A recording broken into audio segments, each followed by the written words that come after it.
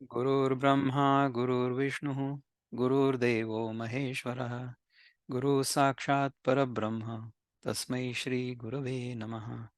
तस्मै श्री गुरवे नमः. नमस्कार. आपण मागच्या वेळेस 9व्या अध्यायाच्या 3ऱ्या श्लोकापर्यंत चिंतन केलं होतं. आज आपण 4 आणि 5 असे 2 श्लोक बघायचा प्रयत्न करू.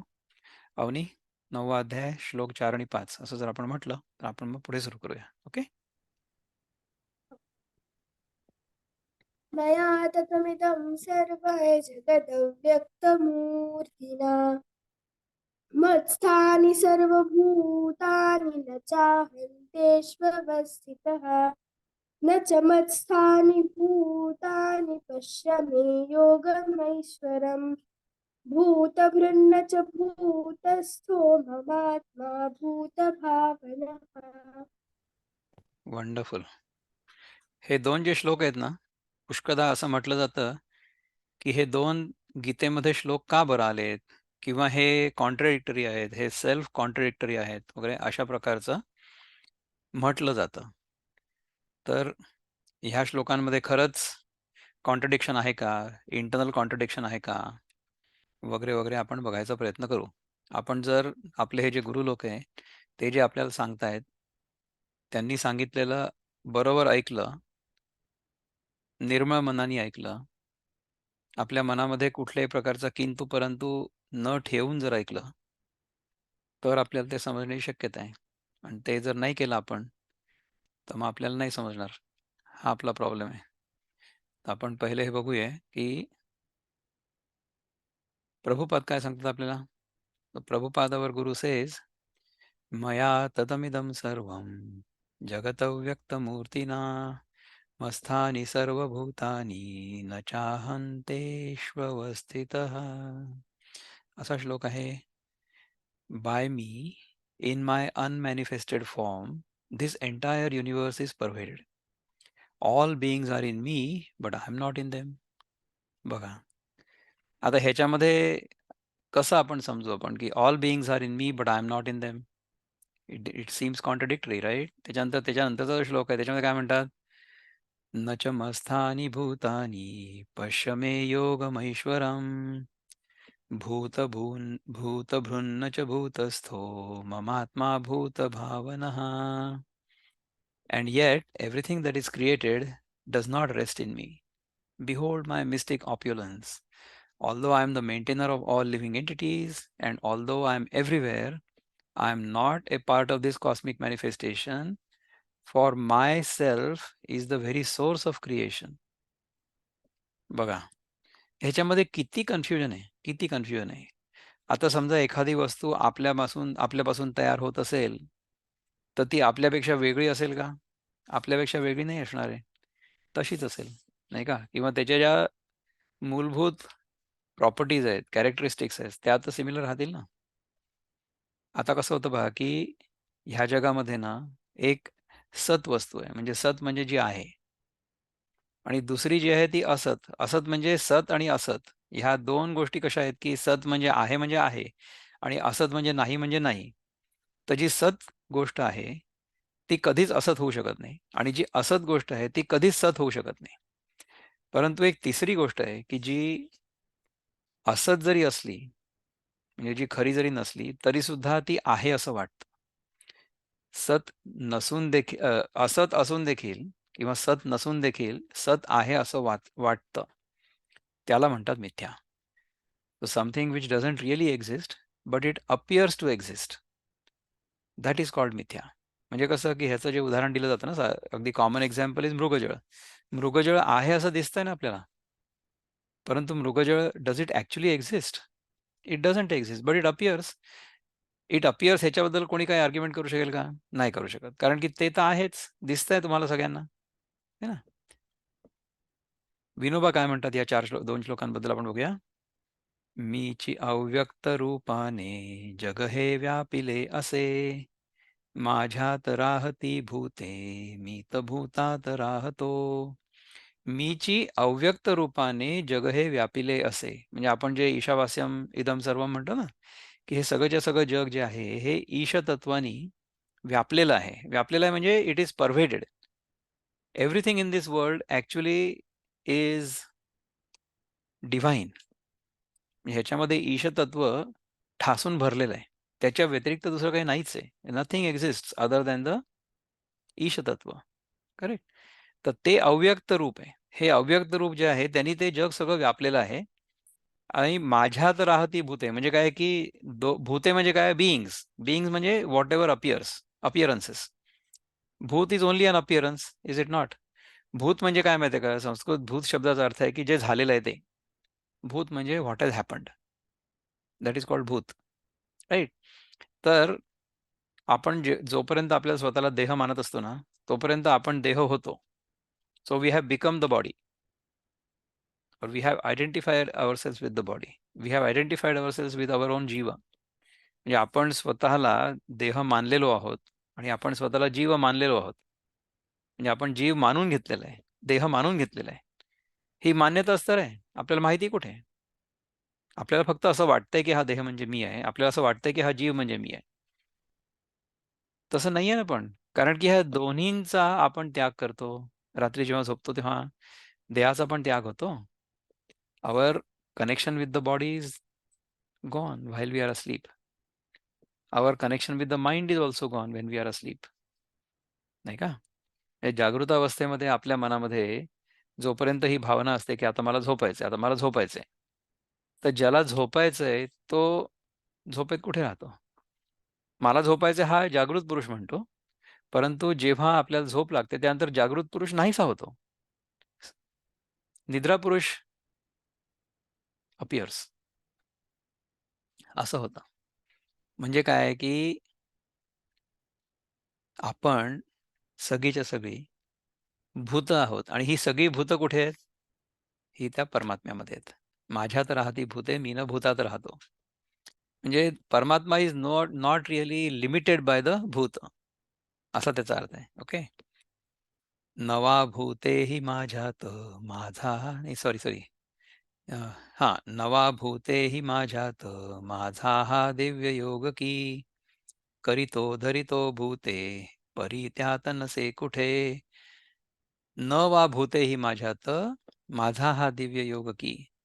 आता पहा या चौथ्या श्लोकामध्ये काय सांगितलं की माझ्यात राहती भूते मी न भूतात राहतो आणि 5व्या श्लोकामध्ये कॉन्ट्रडिक्ट केलं त्याला की न वा भूते ही माझ्यात म्हणजे माझ्यात ही भूत नाही आहेत. आता पहिल्या याच्यात सांगितलं की भूते माझ्यात राहतात आणि दुसऱ्यात सांगतो की माझ्यात नाही राहत ते.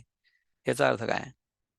ह्याचा अर्थ हा आहे की हे सगळं वर्णन करून सांगणं फार कठीण आहे.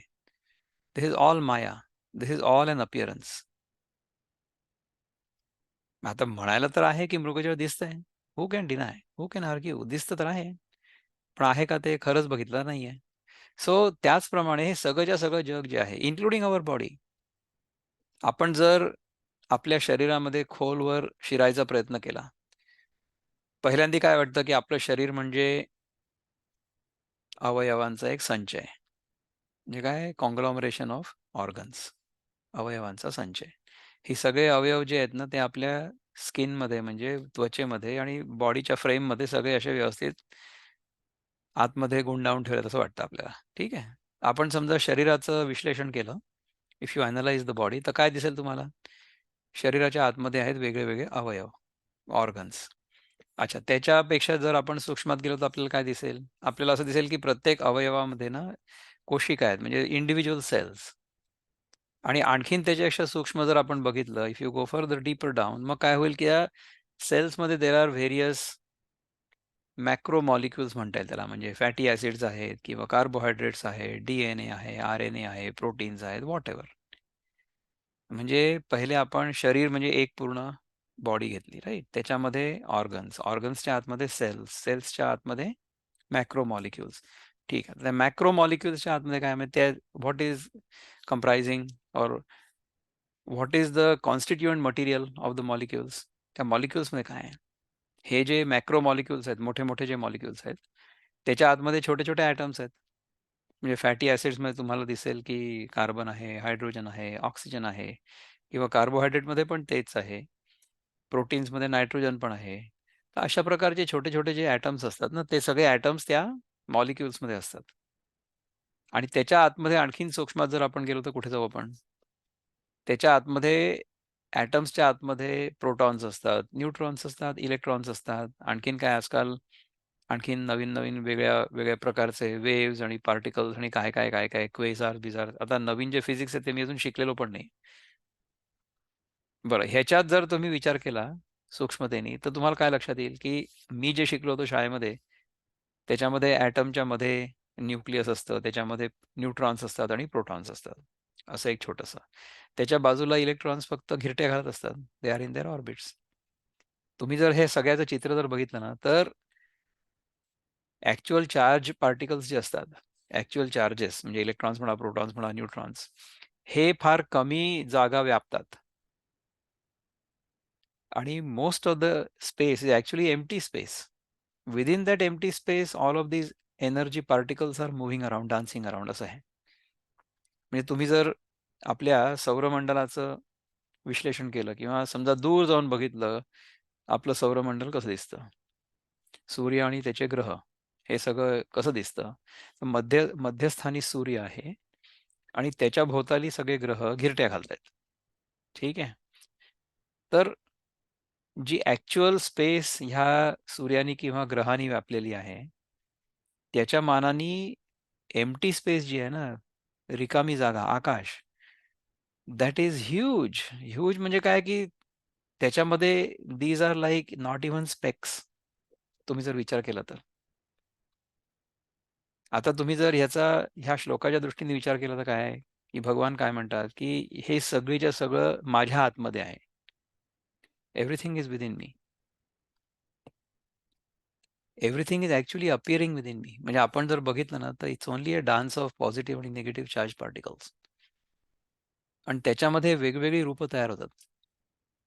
म्हणजे ज्याप्रमाणे आपण जेव्हा फिल्म दिव्याच्या समोरनं फिरवतो, तेव्हा स्क्रीनवर वेगळी-वेगळी चित्र दिसतात ना, की that was the old technology. आमच्या लहानपणी काय होतं पहा, की मागून एक मोठा दिवा असायचा, प्रकाश झोत आणि तो दिवा स्क्रीनवर प्रोजेक्ट करायचा चित्र आणि त्या दिव्याच्या आणि स्क्रीनच्या मध्ये एक फिल्म असायची. ती फिल्म अशी फिरायची जोरजोराने. तर एका सेकंदाच्या आत 16 पेक्षा जास्त समजा चित्र, स्टिल चित्र आपल्या डोळ्यासमोरनं गेली, तर आपल्याला असं वाटतं की ते फिरतायत. म्हणजे चलचित्र आहे असं वाटतं.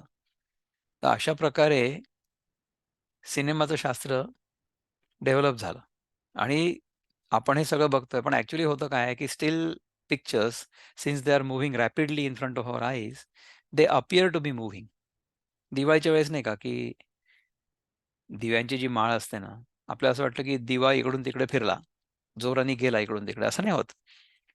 त्याच्यामध्ये दिवे असे कोऑर्डिनेट केलेले असतात, एकामागून एक उघडतात किंवा बंद होतात, की आपल्याला असं वाटतं की दिव्याचा म्हणजे प्रकाश जो आहे तो इकडून-तिकडे फिरला. It only appeared, nothing actually happened, right? तर तशा प्रकारे आपल्या शुद्ध चैतन्यामध्ये ह्या सगळ्या गोष्टी घडतायत असं वाटतं. This is what happens. Okay? म्हणजे काय आहे, की something appears to be there, but it isn't actually there. आहे असं वाटतंय, पण ते ॲक्चुअली तिथे नाहीये. ह्याला म्हणतात मिथ्या. तर त्याच्यामध्ये एकीकडनं आपल्याला असं वाटू शकतं, की माझ्यात राहती भूते, मी न भूतात राहतो. आणि दुसऱ्या वेळेस असंही वाटू शकतं, की न वा भूतेहि माझ्यात माझा हा दिव्य योगी. म्हणजे काय आहे, की ती भूतं आहेत तसं दिसतंय, पण ॲक्चुअली ती नाहीयेत. म्हणजे ती मिथ्या आहेत. ठीक आहे ना? करीतो धरितो भूते, परी त्यातक नसे कुठे. मी त्यांना सगळ्यांना धारण करतो. म्हणजे आकाशामध्येच हे सगळे पॉझिटिव्हली, निगेटिव्हली चार्ज पार्टिकल्स आहेत. परंतु आकाशावर त्याच्यामुळे काही परिणाम नाही होत. It is not affected by the presence or absence of these particles. ठीक आहे? तर आपण किशोरजी आपले बंधू जे आहेत याच्याबद्दल काय म्हणतात बघूया. Let us see. Even this is a bit complicated to understand. मुक्तछंदमध्ये काय म्हणतात? मी असे जरी अव्यक्त, मीची केले जग व्याप्त, सकल भूते मज माझी, परी मी नसे त्या माझी. मी जरी असे अव्यक्त, मीची केले जग व्याप्त, तरी सुद्धा सकल भूते मज माझी आणि मी त्यांच्यामध्ये असणार आहे. ठीक आहे. तरी नसती भूते ही मज माझी. आता पहिल्याच्या ह्या आधीच्याच वाक्यामध्ये परी नसे मी त्या माझी, आणि नंतर तरी नसती भूते ही मज माझी. सकल भूते मज माझी परी मी नसे त्या माझी. नंतर मग तरी नसती भूते ही मज माझी. म्हणजे आता काय याला काय म्हणणार आहे तुम्ही? टोटल कन्फ्युजन आहे, नाही का? मी धारी भूते नसे त्या माझी. तर हे तरी ॲटलिस्ट दुसरी ओळ जी आहे म्हणजे हे second quarter, that is similar to the fourth quarter of the previous one.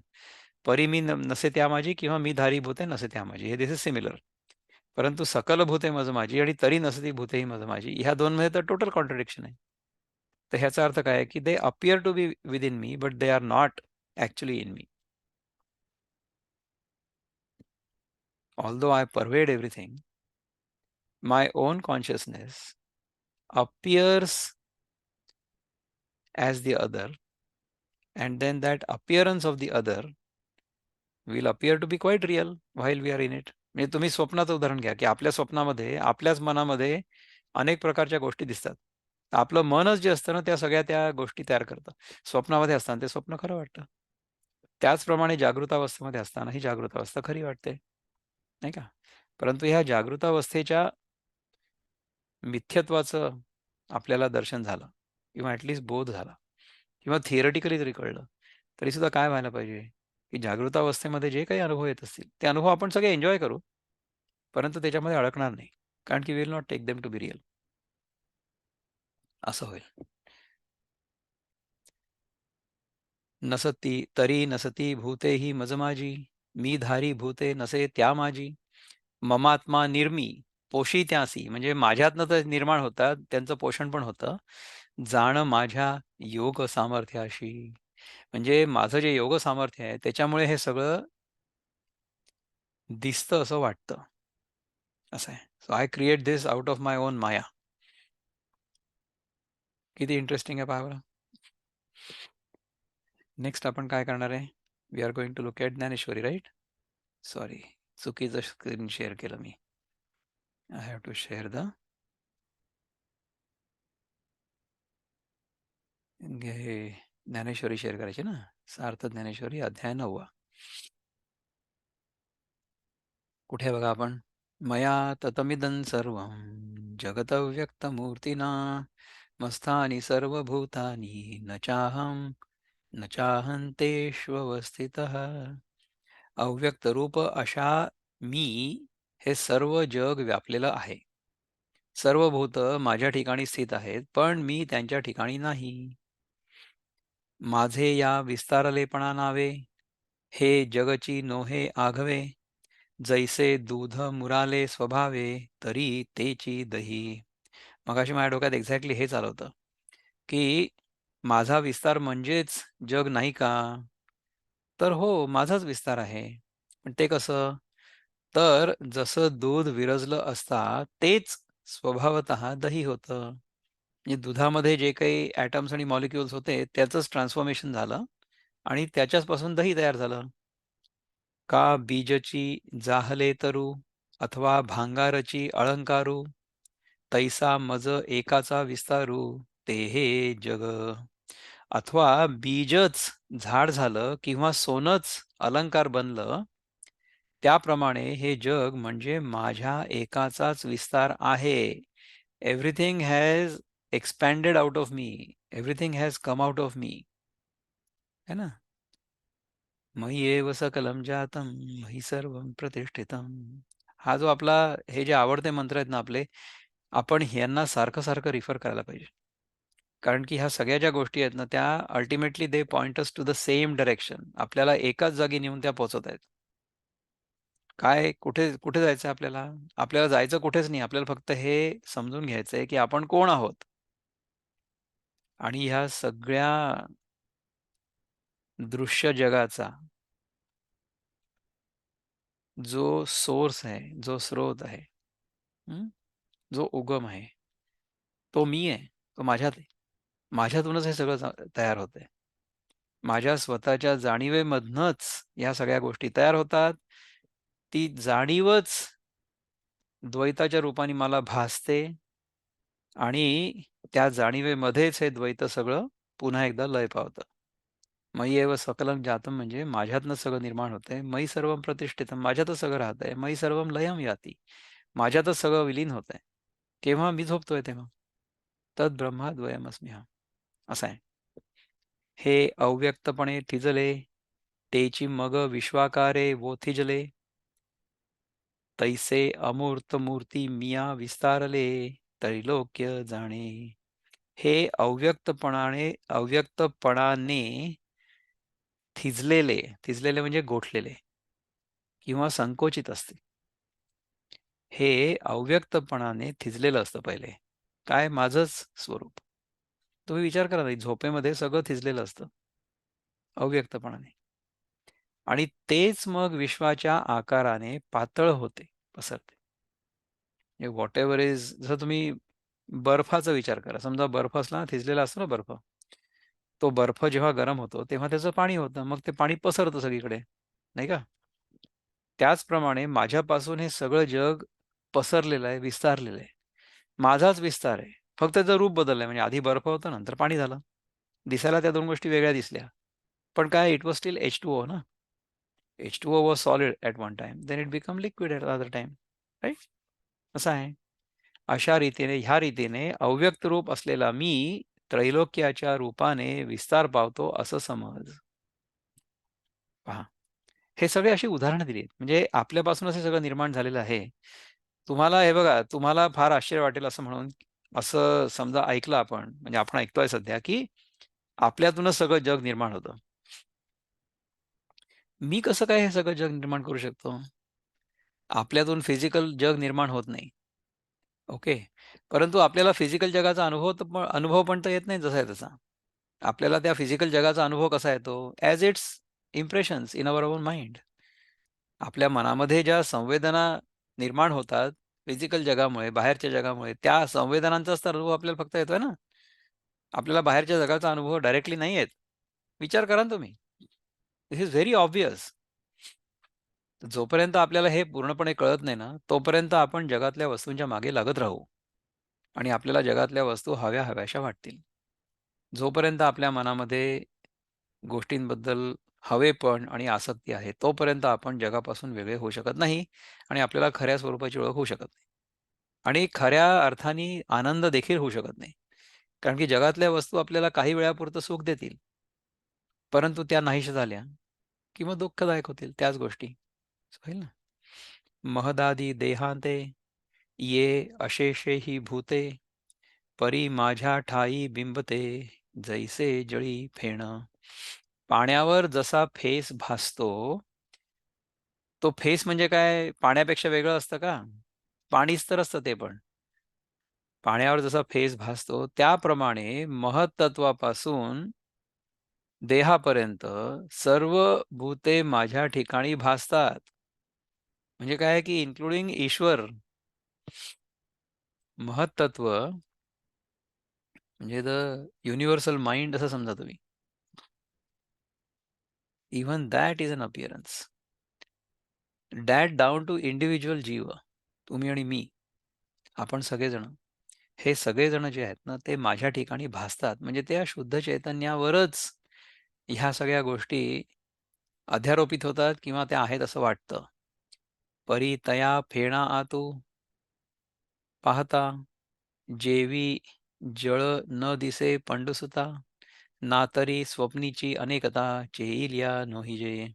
अर्जुना, पण त्या फेसाच्या आत पाहिलं असता जसं पाणी दिसत नाही, अथवा स्वप्नातील अनेकपण जसं जागं झाल्यावर नसतं. स्वप्नामध्ये अनेकपण असतं ना, स्वप्नामध्ये आपल्या व्यतिरिक्त आणखीनही लोक असतात. आपल्याला कुठली स्वप्न पडतात. फार चमत्कारिक स्वप्न पडतात, नाही का? नंतर पण आपण जेव्हा जागं झालो, त्याच्यानंतर आपल्याला कळतं की नाही, नाही, त्या स्वप्नामधली जी मल्टिप्लिसिटी होती, स्वप्नामधलं जे अनेकपण होतं, ते नाहीच झालं, नाही का? तैसी भूते ये माझ्या ठाई, बिंबती तया माझी मी नाही.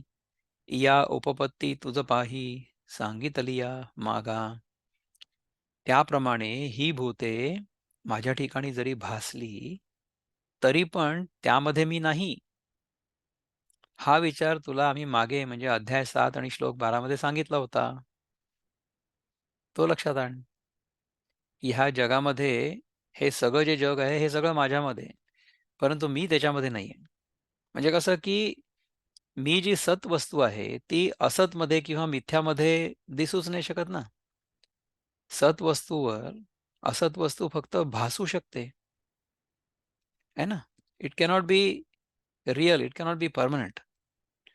हा सगळा अद्वैताचा, अगदी शुद्ध अद्वैताचा विचार आहे. ओके. तुम्ही जर द्वैताच्या दृष्टिकोनातनं विचार केला किंवा सांख्य आणि योगाच्या दृष्टिकोनातनं विचार केला, तर हे अजिबात न कळण्यासारखं आहे.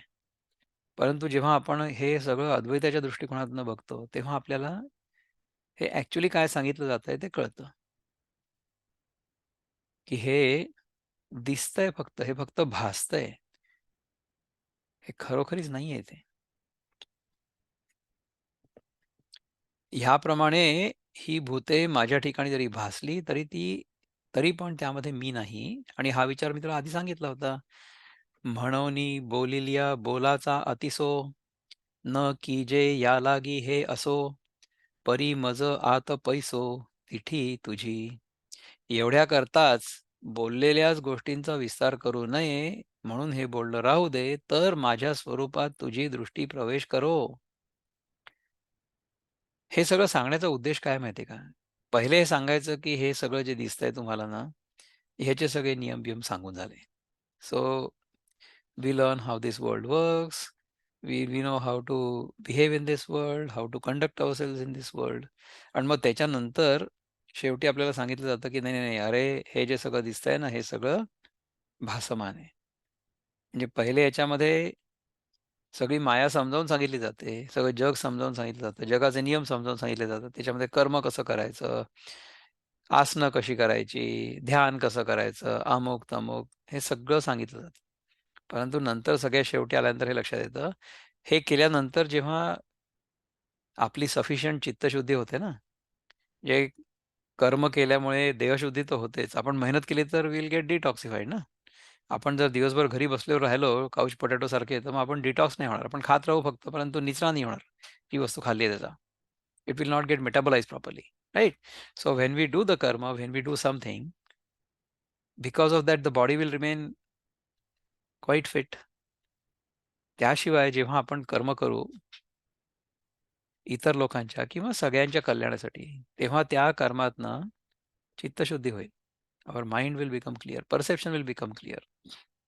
योगासनं वगैरे करून आपलं चित्त एकाग्र होईल किंवा डिसिप्लिन होईल आपला माइंड. ते झाल्यानंतर जेव्हा आपण चित्त एकाग्र करू आपल्या इष्टदेवतेवर, म्हणजे उपासना, तर त्याच्यामध्ये चित्त आपलं एकाग्र होईल. So when we train our mind in this manner, then our mind is actually ready to understand these 2 versus.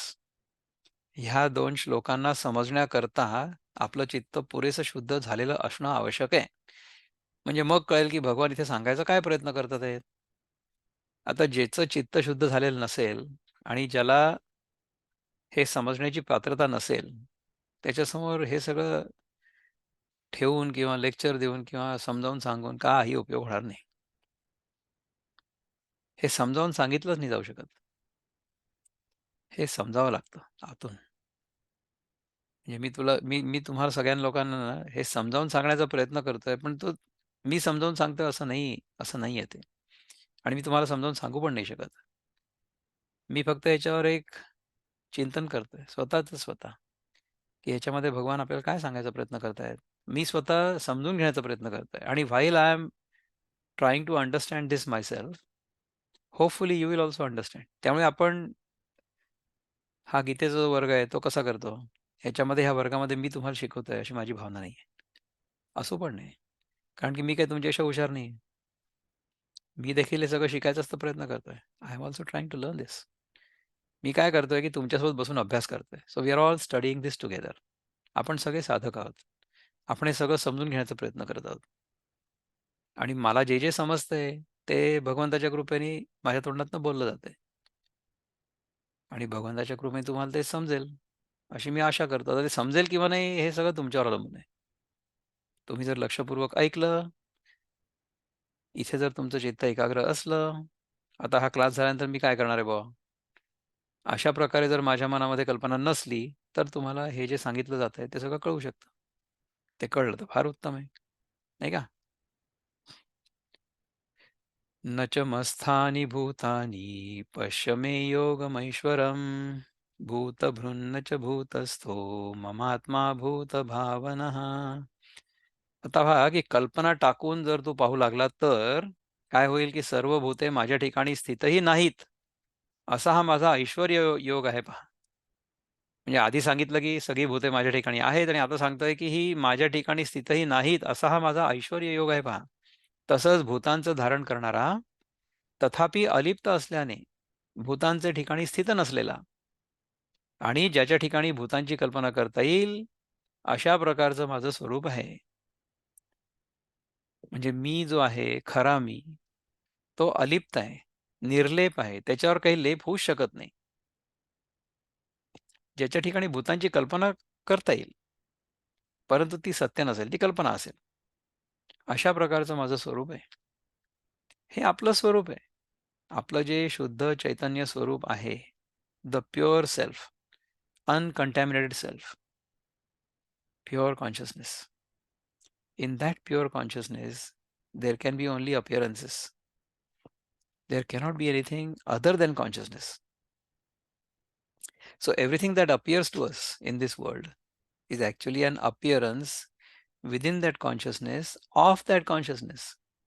Consciousness itself transforms itself into subject and object. द्वाविमौ पुरुषौ लोके क्षरश्चाक्षर एव च. 16वा श्लोक आहे 15व्या अध्यायातला. नेहमी माझ्या डोक्यात असतो तो, की जेव्हा आपण जागे असतो तेव्हा मी अनुभव करणारा आणि अनुभव होत असलेलं जग, ह्या दोन गोष्टींचं द्वैत आपोआप निर्माण होतं. There is nothing we have to do about it. There is nothing we can do about it. द्वैतामध्ये जो असतो आणि अद्वैतामध्ये जो असतो त्याला दोघांनाही जगाचं दर्शन एक्झॅक्टली तसंच होतं. डोळे उघडल्यानंतर आपल्याला जग जसं आहे तसंच दिसणार आहे, सगळ्यांना सारखं दिसणार आहे.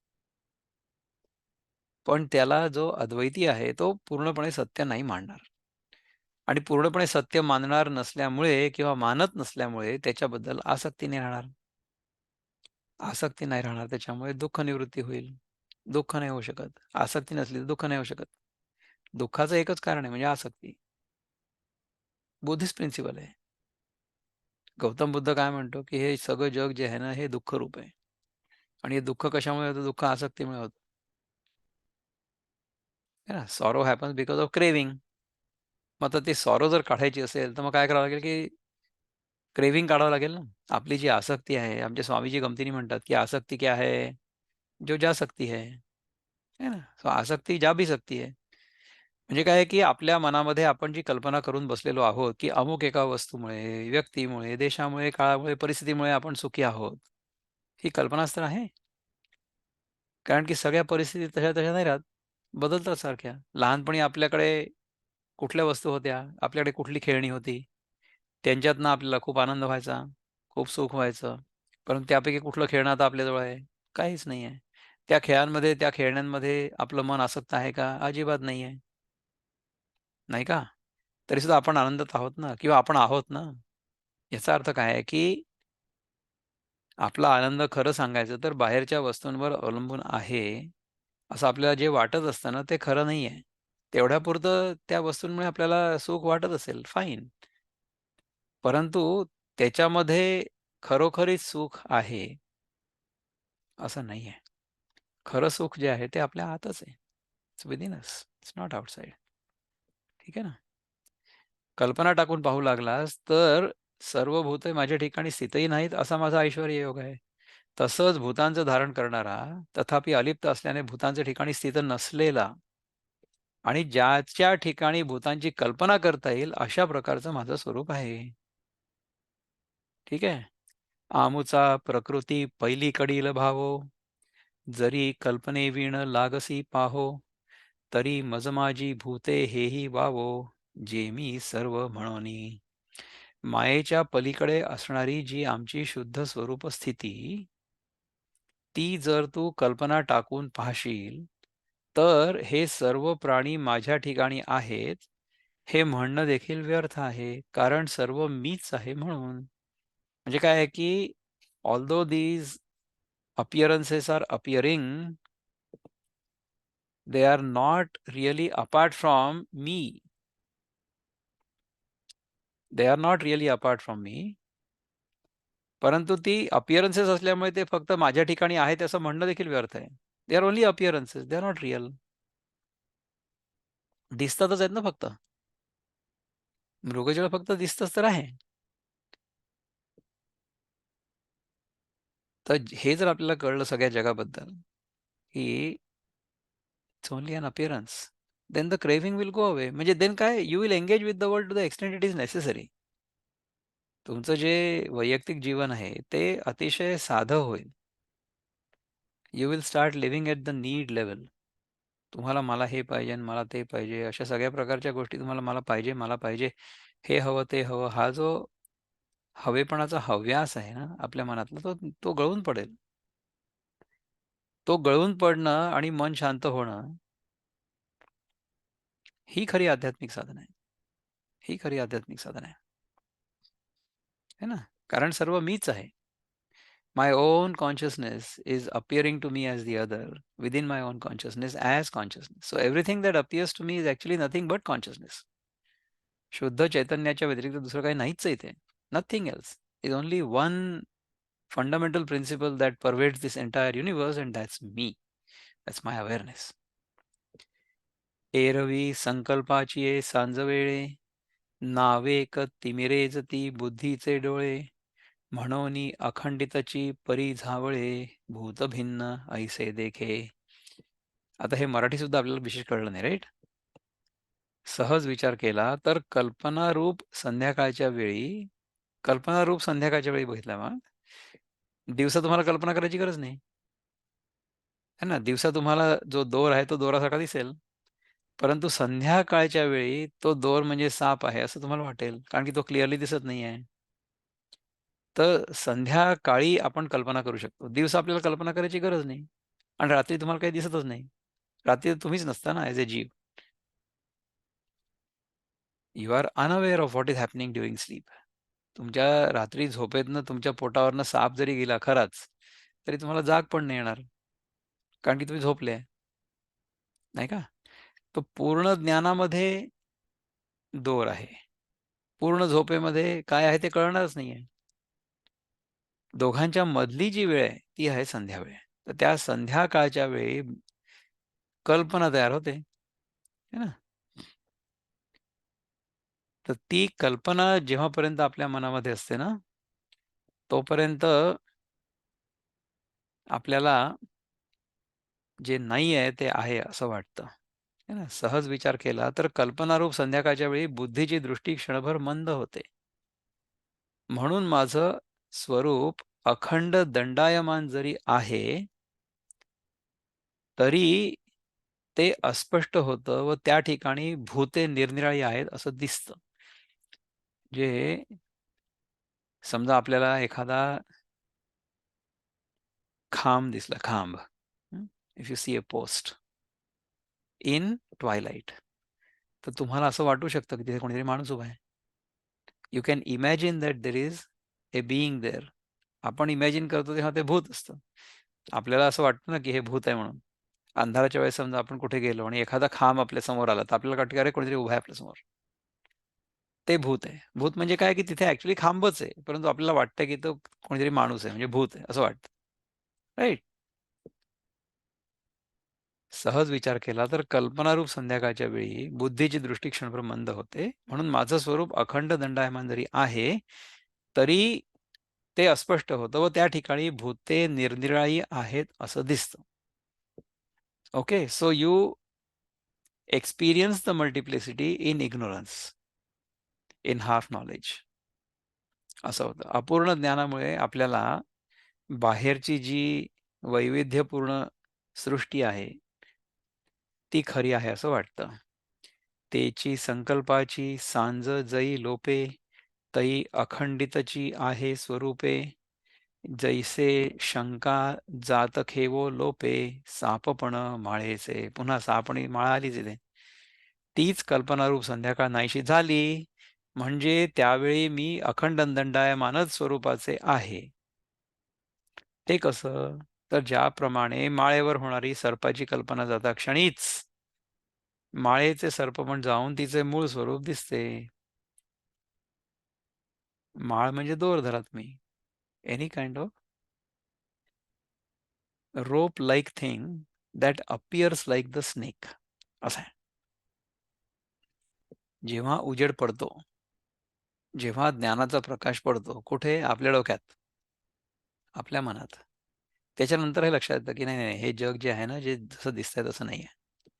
It only appears to be in a certain way. It doesn't really exist in that way. हे कळतं. एरवी तरी भूमी आतुनी स्वयंभ, काय घडे या गाडगेयाचे निघती कोंभ, परी ते कुलालमतीचे गर्भ उमटले की. सहज विचार करून पाहिलं तर घागरी मडकी यांचे आकार आपोआप जमिनीतून निघतात का? तर नाही, परंतु त्या घागरी व मडकी हे कुंभाराच्या बुद्धीच्या कल्पनेचेच उमटलेले आकार आहेत. नाही, असं नाहीये का? विचार करा. जेव्हा आपण मातीची मडकी किंवा सुरया किंवा आणखीन काही वाट्या वगैरे, वगैरे बघतो, तेव्हा आपण त्यांना म्हणतो, की हा माठ आहे, ही सुरई आहे, हां, हे वाडगं आहे, व्हॉटएव्हर. परंतु even at that time, is it anything apart from clay?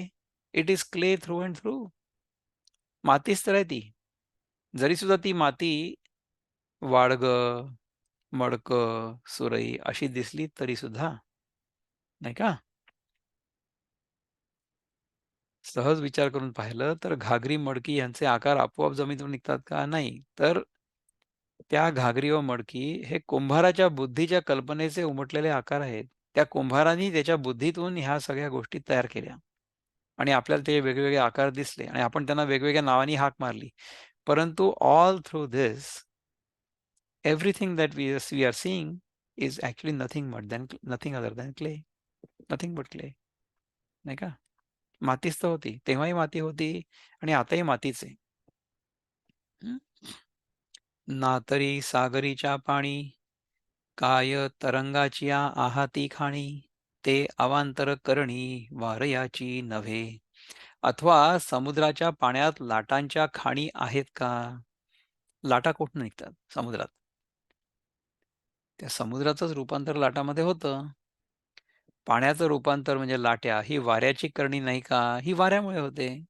वारं आलं आणि पाणी हललं, की मग तिथे लाटा निर्माण होतात. नाहीतर निर्माण नाहीच होणार.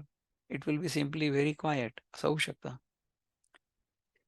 पाहे पा कापसाच्या पोटी, काय कापडाची होती पेटी, तो वेढीतयाचिया दिठी कापड जाहला. म्हणजे पहा, की हे पहा, की कापसाच्या पोटात कापडाचा गठ्ठा आहे का? कापडाचा गठ्ठा नाहीये. पण ते कापड त्या कापसापासूनच तयार झालं की नाही? तो कापूस नेसणाऱ्याच्या दृष्टीने कापड झालाय. आहे कापूसच. परंतु जो नेसतोय धोतर म्हणा किंवा जी नेसते साडी, तिच्या दृष्टीने तो कापूस म्हणजे ते कापड किंवा ते वस्त्र झालेलं आहे. जरी सोने लेणे होऊनी घडे, तरी तयाचे सोनेपण न मोडे. येर अलंकार हे वरचलीकडे, लेतयाचे निभावे. सोन्याचे जरी अलंकार झाले, तरी त्याचं सोनेपण मोडत नाही. अलंकार कितीही होऊ द्या, पण त्यातून सोनं मोडणार आहे का? सोनं तर आहे तेवढंच आहे. सोन्याहून वेगळ्या आकाराचे अलंकार जे वरवर दिसतात, ते दागिने घालणाऱ्याच्या दृष्टीने आहेत. म्हणजे तुम्ही तुमच्याकडे समजा एखादं गळ्यातलं चेन असली समजा किंवा हातातली बांगडी असली किंवा अंगठी असली, ह्या 3 गोष्टी जर सोनाराकडे नेल्या, तर सोनार काय करेल? तो त्या तिन्ही गोष्टींचं वजन बघेल आणि तो म्हणेल, की हां, याच्यामध्ये सोनं जास्त आहे, तर ह्याचे तुम्हाला जास्त पैसे मिळतील. असं होईल. तर सोनाराच्या दृष्टीने त्याच्यामध्ये फक्त सोनं आहे. परंतु आपल्या दृष्टीने त्याच्यामध्ये चेन पण आहे, त्याच्यामध्ये बांगडी पण आहे, त्याच्यामध्ये अंगठी पण आहे, त्याच्यामध्ये आणखीन काही आहे. तर ह्या सगळ्या गोष्टी आपण त्याच्यामध्ये इमॅजिन करतो. आपण त्यांना नावं देतो आणि त्यांची उपयुक्तता वेगळी असते. त्याचप्रमाणे हे सगळंच्या सगळं जग जे आहे, हे ब्रह्मापासून निर्माण झालेलं आहे आणि त्याच्यामधल्या सगळ्या ज्या वेगवेगळ्या गोष्टी आहेत, त्यांच्यासाठी वेगवेगळी कामं आहेत म्हणा किंवा त्यांचे उपयोग आहेत. That is all. पण ultimately the source of everything is one. And who is that source? तत्वमसी, ते तू आहेस. नाही का? सोन्याचे जरी अलंकार झाले, तरी त्याचं सोने पण मोडत नाही. सोन्याहून वेगळ्या आकाराचं वेगळ्याच्या आकाराचे जे अलंकार वरवर दिसतात, ते दागिने घालणाऱ्याच्या दृष्टीनेच आहेत फक्त. सोन्याच्या दृष्टीने सोनंच आहे. ठीक आहे? सांगे पडिसादाची प्रत्युत्तरे, का आरिसा जे आविष्करे, ते आपले की साचोकारे, तेथेची होते. प्रतिध्वनीची प्रत्युत्तरे. प्रतिध्वनी म्हणजे एको. त्याची प्रत्युत्तरे म्हणजे रिप्लाय, प्रतिउत्तरे, अथवा आरशामध्ये जे प्रतिबिंबित होतं. आरशामध्ये काय प्रतिबिंबित होतं? ते शब्द व रूप आपलेच, की खरोखर तिथे दुसरं उत्पन्न होतं सांगा बरं? समजा आपण आरशासमोर उभं राहिलो, तर आरशामध्ये आपला चेहरा आपल्याला दिसेल. तो काय कुठनं तयार झाला का? नाही, अजिबात नाही. तयार थोडी झाला तो. It only appeared only for that time, right? And this is true with everything we experience through our five sense organs.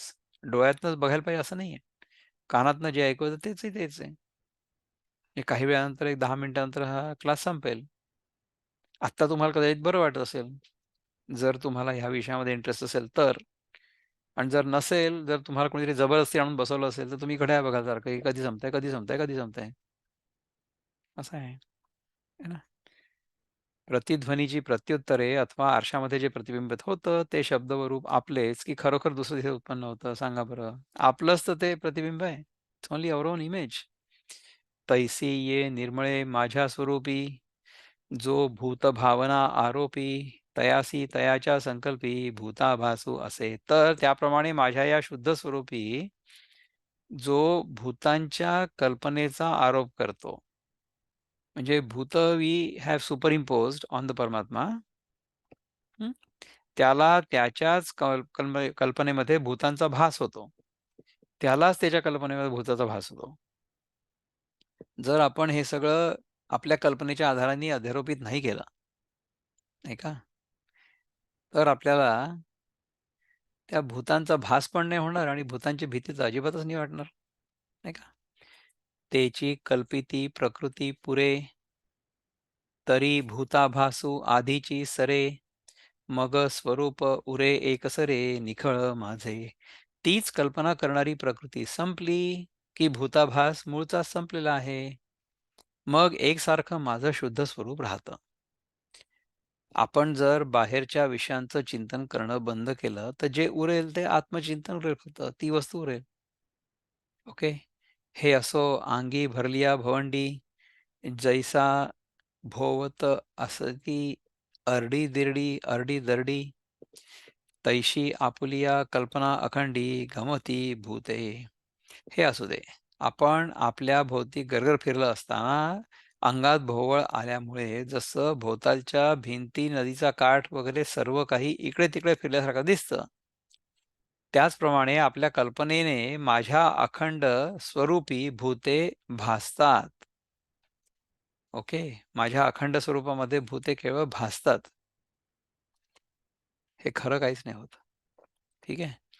त्याची कल्पना सांडूनी पाही, तरी मी भूती भूते माझ्या ठायी आई, माझी अठाई, हे स्वप्नीही परी नाही कल्पवया जोगे.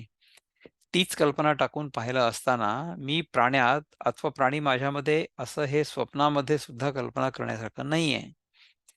आता मीच एका भूतांचे धरता अथवा भूता माझी मी असता, ह्या संकल्प सन्निपाता आतुलिया बोलिया.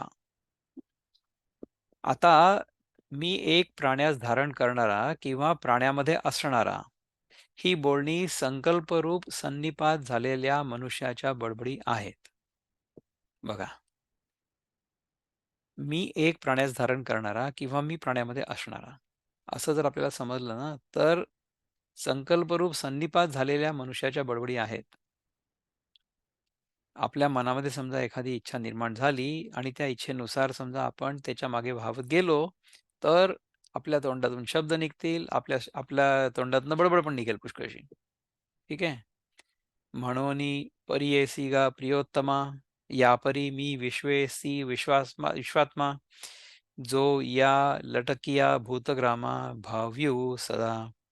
म्हणून आवडत्यांमध्ये उत्तम असणाऱ्या अर्जुना, आता ऐक. काय ऐक? ह्याप्रमाणे मी विश्वसहित विश्वाचा आत्मा आहे आणि तो मी या मिथ्याभूत समुदायाला सदा आश्रय आहे. रश्मीचेनी आधारे जैसे, नव्हे तेची मृगजळ आभासे, माझ्या ठाई भूतजात तैसे, मातेही भावी. सूर्यकिरणांच्या आधाराने जसे मृगजळ नुसते भासते, ओके, त्याचप्रमाणे प्राणी मात्र माझ्या ठिकाणी मृगजलवत मिथ्या समज आणि मलाही सूर्यकिरणांप्रमाणे सत्य समज. त्याच्यामध्ये सत्य काय? सत्य आहे सूर्यकिरण. मिथ्या काय आहे? मृगजळ. त्यामुळे तू मृगजळामध्ये अडकू नको. तू जे सत्य स्वरूप आहे सूर्यकिरण, त्याच्यावर लक्ष दे. मी ये परीचा भूतभावनू, परी सर्व भूतासी अभिन्नू, जैसी प्रभा आणि भानू एकची ते.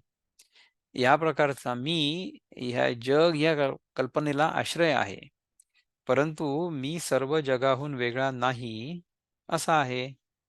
तो कसा? तर ज्याप्रमाणे सूर्य आणि सूर्याचा प्रकाश हे एकच आहे, त्याप्रमाणे सर्व प्राणी व मी एकच आहे.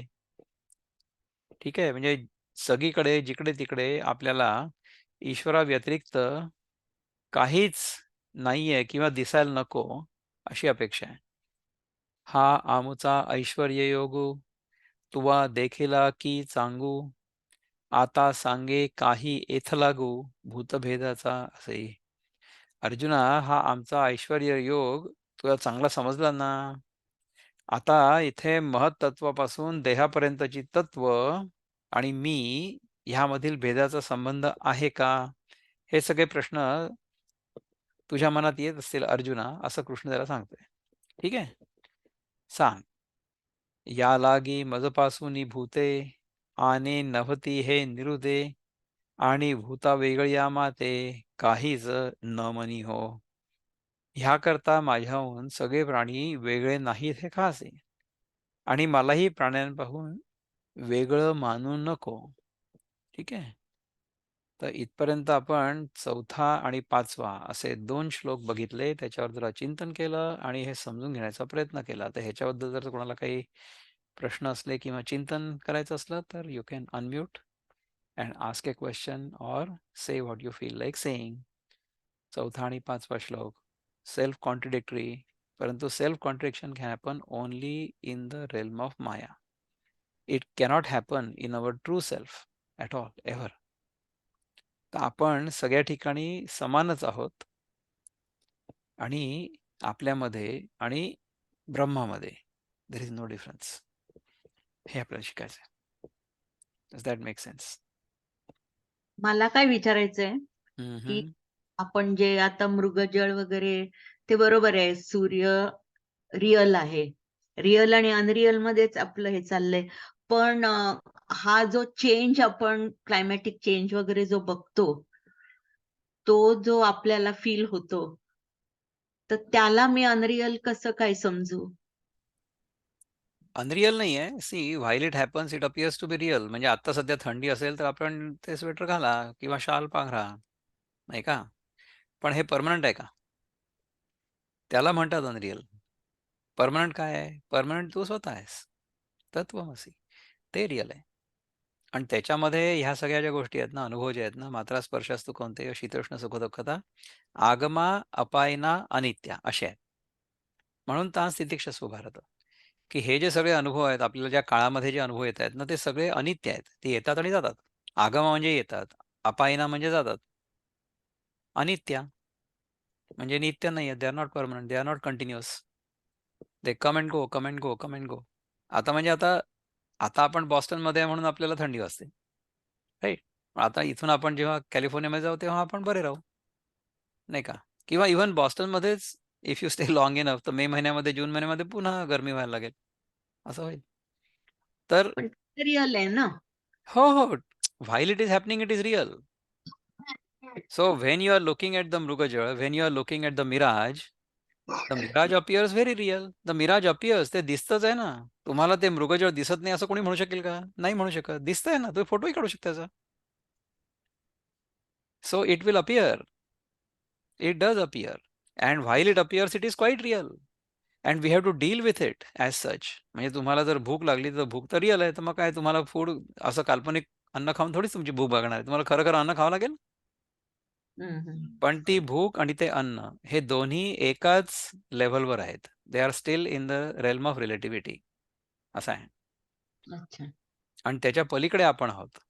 हे समजणं, जोपर्यंत आपण द्वैताला सत्य मानतो आहोत, जोपर्यंत आपल्याला हे जग सगळं खरं आहे असं वाटतंय, तोपर्यंत हे समजणारच नाही.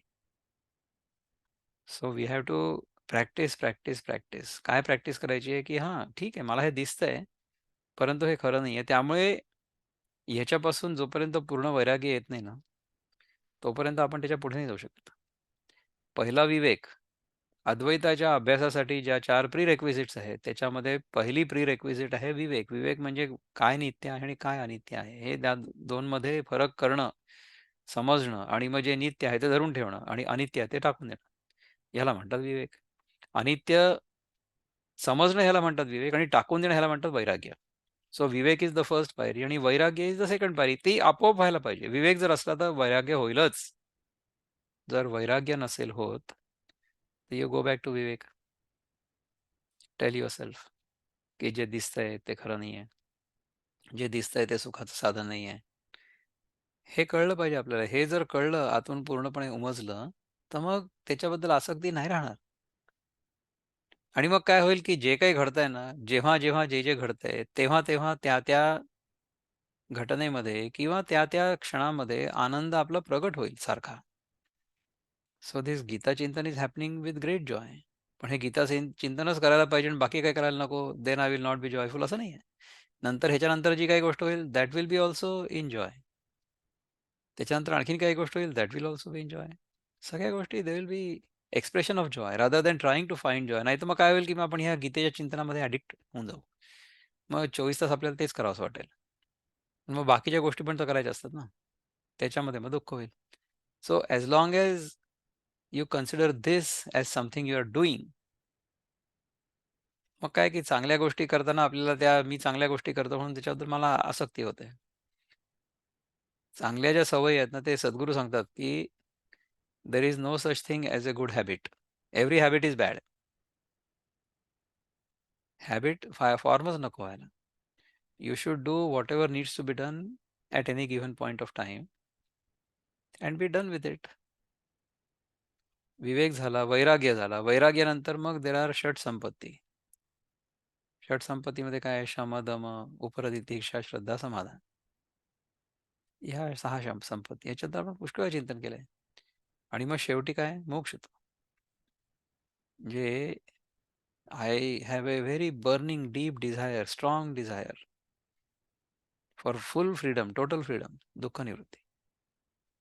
त्याची मला खूप इच्छा आहे, प्रखर, तीव्र. ह्या 4ही गोष्टी जेव्हा असतील, तेव्हा आपण अद्वैत शिकण्यासाठी एलिजिबल होतो. जोपर्यंत ह्या 4 गोष्टी नाही आहेत, तोपर्यंत आपण अद्वैत शिकण्यासाठी जो प्रिलिमिनरी क्लास असतो किंवा जे प्री रिक्विजिट असतं किंवा गेटची परीक्षा असते, एंट्रन्स एक्झाम, तीच पास नाही होत. अद्वैताच्या क्लासमध्ये येण्यापूर्वी ह्या 4 परीक्षा पास होणं आवश्यक आहे. नाहीतर अद्वैत कळणारच नाही. द्वैतामध्येच आपण अडकलेलो राहू. मग आपल्याला समजा थंडी वाजली तर आपल्याला काहीतरी असं प्यावंसं वाटेल, की ज्याच्यामुळे आपलं शरीर गरम होईल. तर त्यांनी पण होऊ शकतं आणि स्वेटर घालून पण होऊ शकतं. ह्याच्यापैकी काय करायचं हे आपण ठरवायचं. This is what we have to do, isn't it? असं आहे. 1 तास आपला झालेला आहे. हे 2 श्लोक खूप मस्त आहेत. ते मस्त झाले आज. फुरसती चिंतन झालं. याच्याबद्दल मला खूप आनंद आहे. लवकरच पुन्हा एकदा भेटू. ओम पूर्णमद पूर्णमिदं पूर्णात् पूर्णमुदच्यते पूर्णस्य पूर्णमादाय पूर्णमेवावशिष्यते. ओम शांती शांती शांती. हरि ओम. श्रीगुरुभ्यो नमः। हरि ओम। नमस्कार।